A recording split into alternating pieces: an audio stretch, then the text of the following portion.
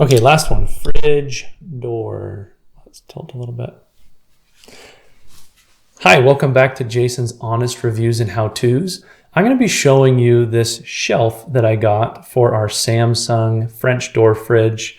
The one that we had in there had cracked and broken, and I couldn't figure out how to fix it. And so we just got a new one. I was pleasantly surprised the price was not an arm and a leg, and that it's a Lifetime is the brand. I don't know if that's the same Lifetime that makes kayaks and storage sheds and that sort of thing. But it's been really high quality. Had it now for probably coming up on 8 or 9 months and haven't had any issues whatsoever. So let me show it to you. Okay, so this is the shelf that we replaced right here.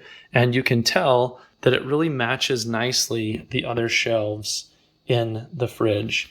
Now, one thing to keep in mind is that different shelves are going to be different, especially right door versus left door, because the left door has this cutout for the ice maker, and then the top shelf's also going to be different because of the ice maker, and even that bottom shelf is different. It's got this kind of goofy little cutout thing here. Make sure that you pick the right shelf depending on which door it is that the shelf's going to go in.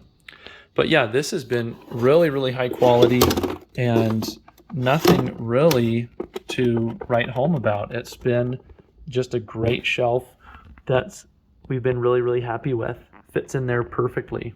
I hope that you found this helpful. If you did, please subscribe below for more awesome videos and leave a like so other people can find this.